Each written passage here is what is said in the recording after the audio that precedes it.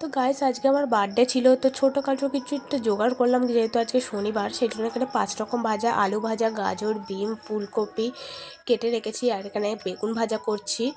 তো বেগুন ভাজাটা হয়ে যাওয়ার পরে আমি এখানে ভেজ ডাল করব, সেই জন্য বিম, ফুলকপি, গাজর কেটে রেখেছি। আর এখানে আমার পায়েসটাও খুব তাড়াতাড়ি হয়ে গেছিলো। আর আমার এখানে বেগুন ভাজা, আলু ভাজা সবই করা হয়েছে, ভাজাগুলো 5 রকম। আমার শরীরটা খুব খারাপ ছিল, সেই জন্য এসে রোদে বসেছিলাম। গাইস চান করে চলে এসেছি, তো এখন ভাত খাবো, তাই রেডি হব। তো চলো, আমার বর এখন ভাতটা রেডি করছে, তোমাদের সাথে রেডি করছে,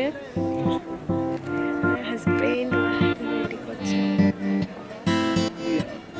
আমার এখানে সব খাবার রেডি হয়ে গেছে, তোমাদের সাথে দেখায় কি কি খাবার মানে রেডি করেছি, কী কী করেছি। মাঝে শনিবার বলে বেশি কিছু করতে পারিনি, তো যেটুকু করেছি তোমাদের সাথে শেয়ার করি।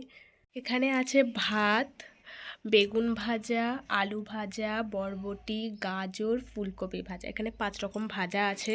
এখানে ভেজ ডাল আছে, এখানে সয়াবিনের তরকারি আছে, আর এখানে পায়েস, চাটনি, পাঁপড় আর মিষ্টি। ব্যাস এইটুকুনি হয়েছে।